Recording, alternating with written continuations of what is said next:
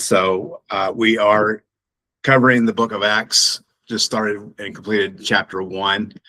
We learned about the Mount of Olives, how that there are 3 summits, one to the north, the middle, and then to the southeast. We had Bethany, where Christ spent a good deal of his time there. It'd be Bethany where he would leave, and then entering upon Jerusalem, and in the way he found the fig tree, and that he cursed the fig tree. It would be also from Bethany that he would enter Jerusalem 6 days before Passover. And so with the in addition to chapter 1, we had 11 apostles, and so they had elected to elect the 12th apostle. They casted lots, and the lot fell upon Matthias. And then also Christ had instructed them to wait in Jerusalem until the 50th day. So that's where we're going to pick it up here in chapter 2, and then we'll discuss a little bit about that as well. And so now that it has come, we're going to pick it up chapter 2, verse 1. And when the day of Pentecost was fully come, they were all with one accord in one place. And so when you say Pentecost, you're simply saying in the Greek tongue 50. All right.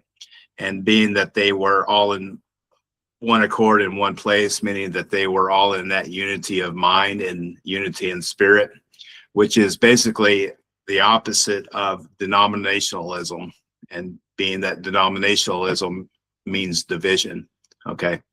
And so the 50th day has arrived. Okay, so the 50th day from what point? So that being from Passover.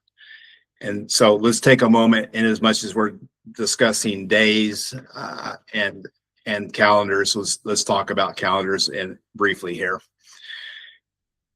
So there are most people in the world, they either use 2 different calendars, which is they use either the lunar calendar or they use either the lunar solar calendar. Okay.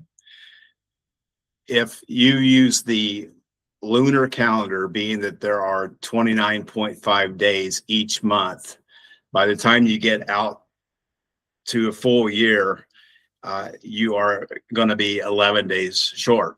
Okay. Go 3 years, you're 33 days short. So if you're trying to calculate Passover based on the lunar calendar, well, you'll end up observing Passover and Pentecost a month early. Okay. So what ends up happening with any lunar-based calendar is that man has to tinker with it, wind up the clock, add days, add leap years, and so forth to allow for the calendar to catch up and try to get close in proximity to syncing up with the sun. Being that the sun is the great balance of time that occurs each year with the spring equinox, that we have a perfect balance of 12 days or 12 hours of daylight and 12 hours of night, okay, which happens on the spring equinox. When we talk about the lunar solar calendar, which is based upon the Babylonian system, that it covers a year of 19 years, that, and every so often they will correct, adding days or adding a 13th month within the calendar to catch up. So one of the problems with a 13th month calendar is the fact that from 1 Chronicles chapter 24 through chapter 27, when God was setting up the courses of administration that were to have priests to serve 2 weeks to the month, and being that he established those courses based on a 12-month cycle. Okay, so anybody that's adding a 13th month in occasionally, well, what they're going to end up doing is stepping on someone's toes and messing up the cycle of the courses. Okay, so it just does not fit. And so, being that we have the solar calendar being the great equalizer as far as the perfect time, and that man has to always manipulate the calendars to try to get it back in sync with the sun, you would think that that someone would wise up and say, hey, let's start using the solar calendar. Now, I understand that there are lots of arguments with, especially with the Seventh-day Adventists, the Sabbath keepers and so forth, how they will say how that Julius Caesar in the year 45 AD, he changed the calendar. Okay. However, the Jewish calendar has been changed many times down through history. Okay. And as much as that, they have to also self-correct their calendar up in sync with the solar calendar. Okay. So, being that you have Pentecost, but before that you have Passover. So Pentecost is 50 days from Passover. So we have to determine when Passover starts. Always starts on the first month, and that being of Abib, being that it will be our March, landing exactly on that spring equinox time frame. Okay. God would instruct that on the 10th day that they were to take a lamb out of the herd, one that was without blemish, and to separate it on the 10th day until the 14th day. On the 14th day at evening, then they would partake of the Passover meal and sacrifice the lamb. Okay. And so what happens that evening is that the next day begins on the Hebrew calendar. So the 14th day of evening it begins the 15th day. In conjunction with the Passover meal, you also have the Feast of Unleavened Bread that coincides at the same time of the evening of the 14th. This is why Christ partook of the Feast of Unleavened Bread in Matthew chapter 26, verse 17, before he was crucified. Okay. Being the next day would have been Passover. Why the 14th day? Because for the fact that you have something known as the cycles of seven. God created the earth in 6 days. He rested on the seventh. God fed the children in the wilderness with manna. He rested on the seventh. Okay. You have the 14th day being a normal Sabbath, the 15th day being Passover, which is a high Sabbath. And then from that point on, you have a period of 50 days, which brings you all the way up to Pentecost. And then from that point on, you have a period of 650s, which creates a perfect balance of 365 days per year. All right. So that is, in a nutshell, the calendar itself. It's very simple if you allow the solar calendar to be the guide rather than letting man trying to manipulate the months, trying to figure out this and that, which is always out of chronological syncing as far as the solar calendar goes. Okay. And so the 50th day has come, and being that it has occurred after Passover, and then also where we are today, just a few days before Passover, should we observe Passover? Well, the question is, and what Paul stated in 1 Corinthians chapter 5, verse 7, that Christ became our Passover. So the question is, do you observe Christ? Well, yes, you should. Okay. So they are all in unity of mind, and the promise of the Spirit is about to pour out upon them. And verse 2, and suddenly there came a sound from heaven as of a rushing mighty wind, and it filled all the house where they were sitting. Okay. And so for us too, as well,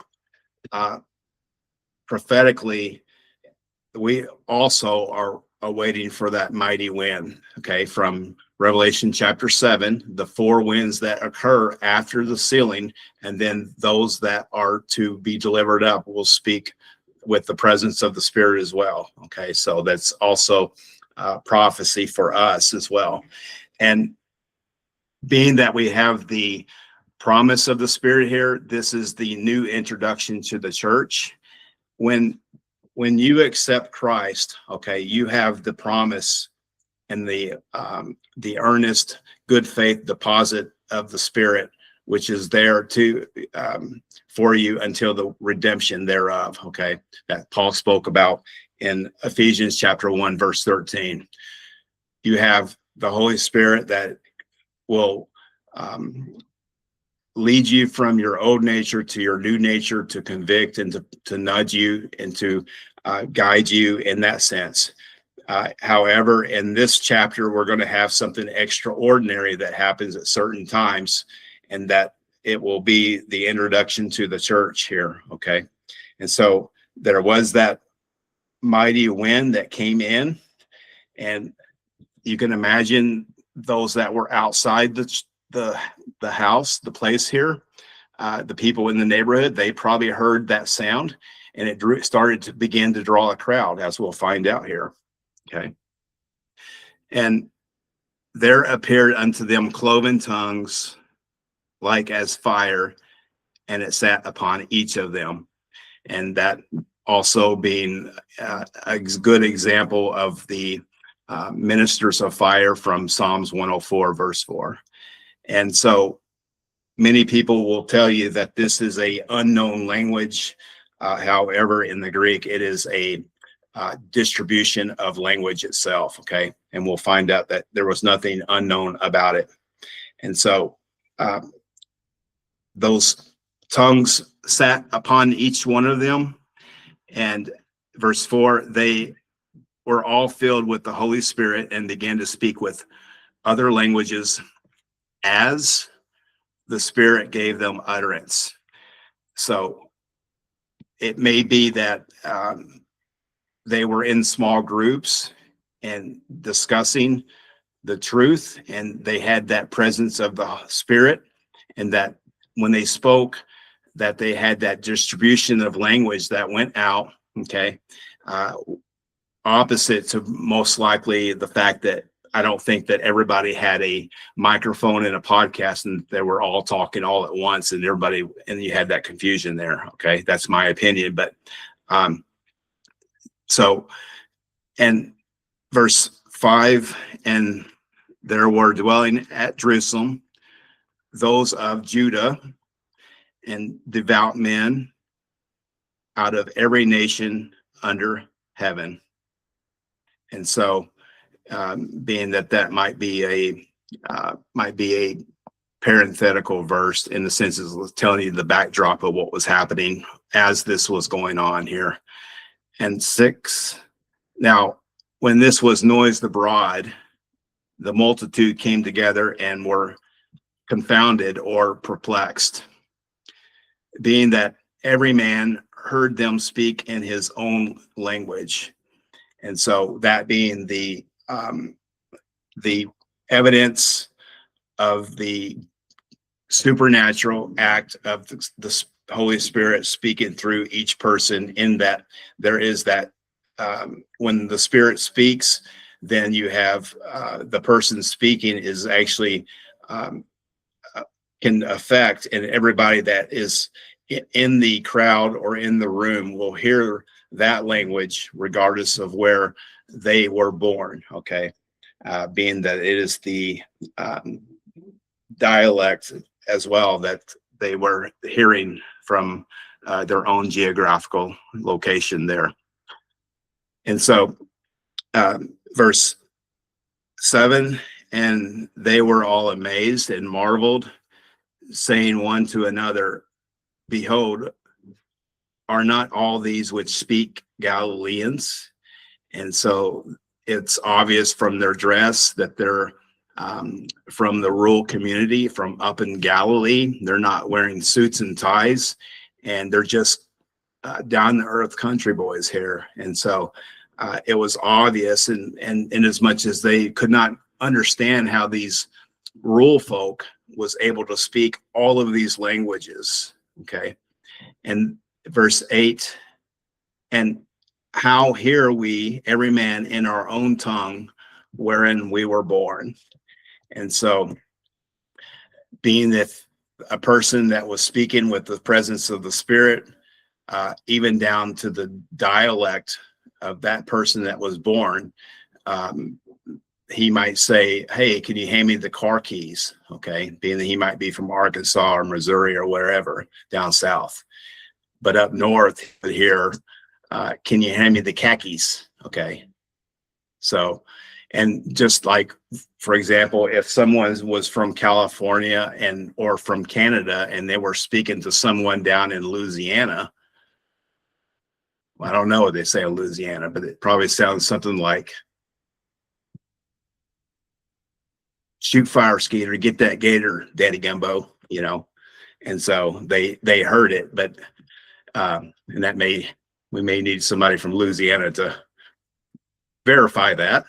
But the point is that that person that was speaking spoke, and everybody heard it all the way down from where their geographical location was born, and there was nothing unknown whatsoever about it. Okay.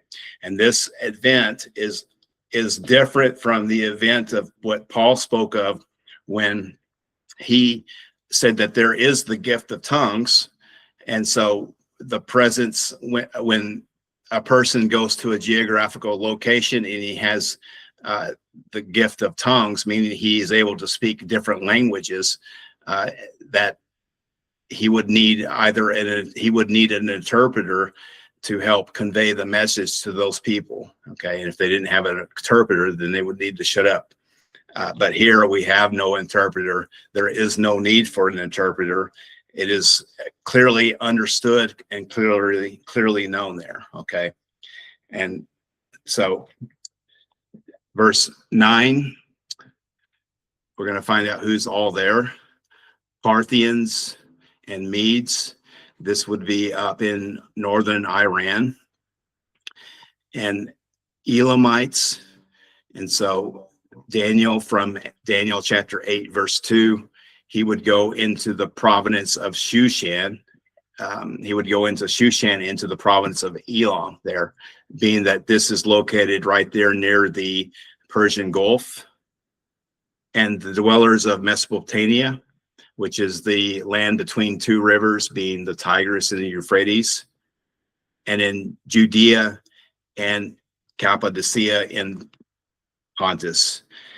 Cappadocia, if you were to overlook that, there's a lot of rich history there that you should check out.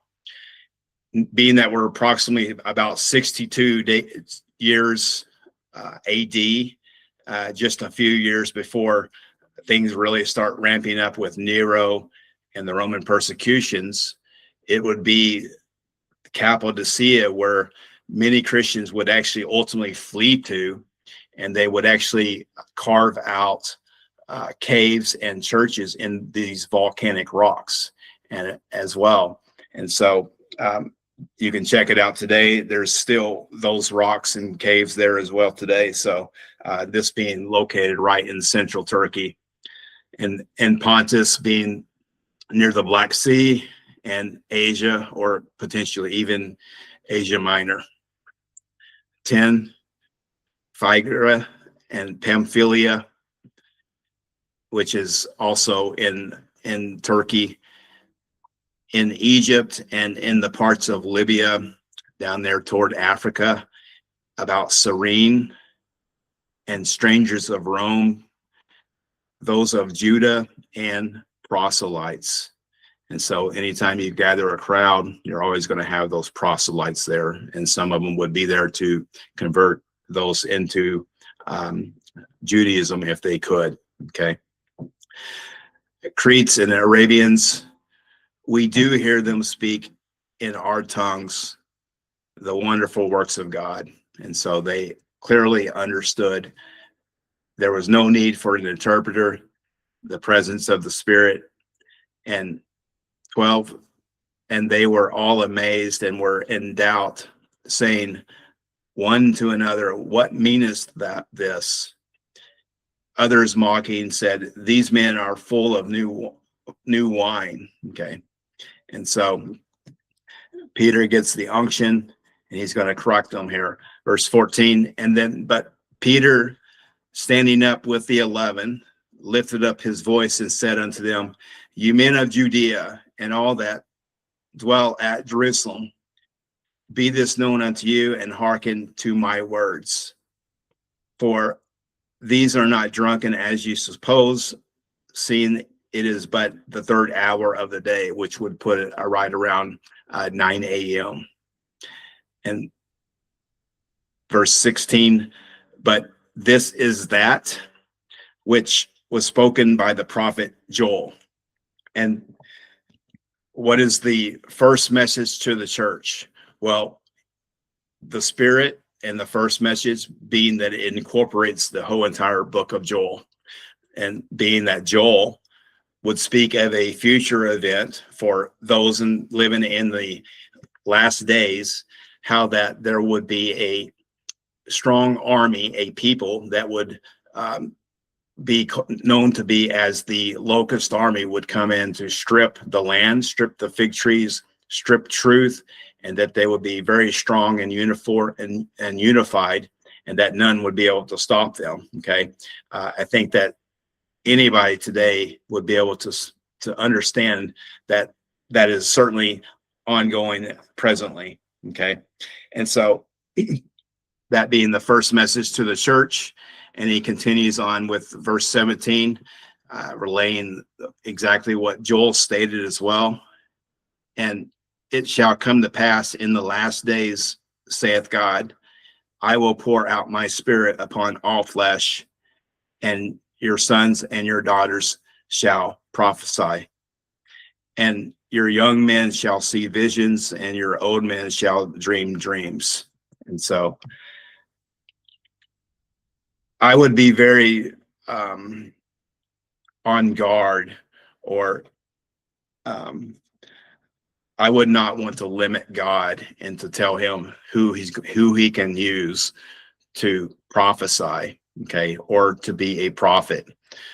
The fact that it does mention the daughters as well, that they will prophesy. All right.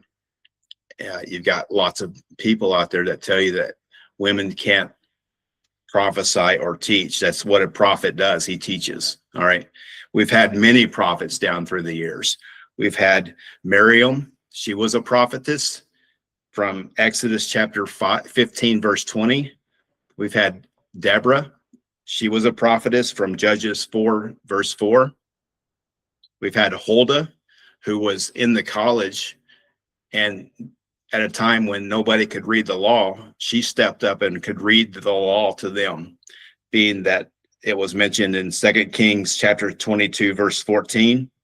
Isaiah himself married a prophetess, not by name, but it is recorded there in Isaiah. And also Anna, being from Luke chapter 2, verse 36 there. So we've had many prophetess women preachers down through the years. And in fact, you know, when you really get down to the nuts and the bolts of who is allowed to teach and who is allowed to speak, it's really not your words to begin with. Okay. And when you look at the word preacher from Ecclesiastes, it's koheleth, which it's feminine. Okay. Are we not all the bride of Christ in the feminine sense, spiritually speaking? Well, yes. Okay. So the good old boys would try to shut these prophetess up. However, I would be very wary to tell God who he can and cannot use there. He has used women down through time as well. And so being that they will prophesy, and the old men shall dream dreams, and the young men shall see visions there.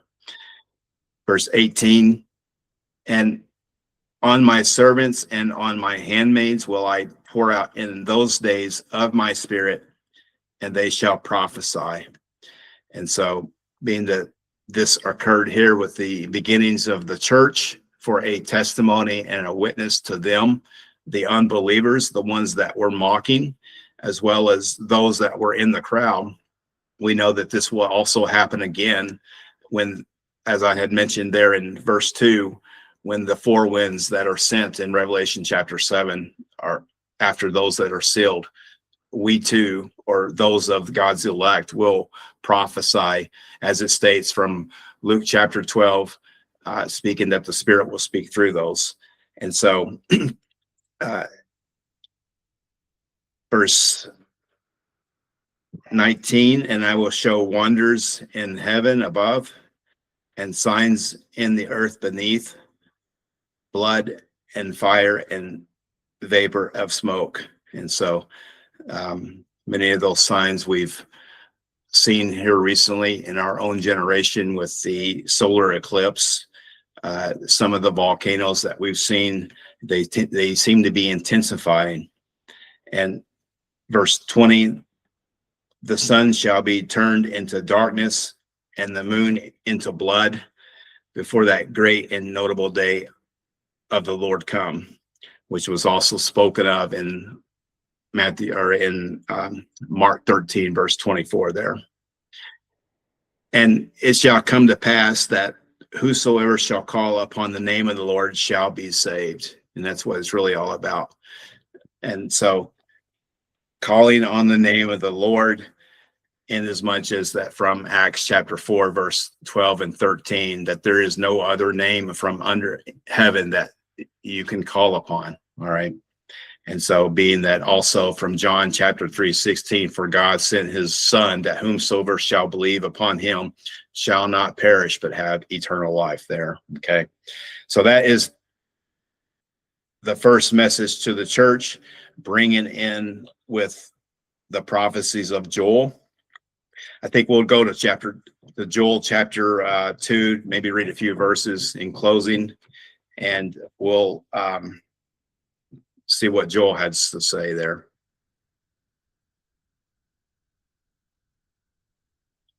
Joel being right after Hosea.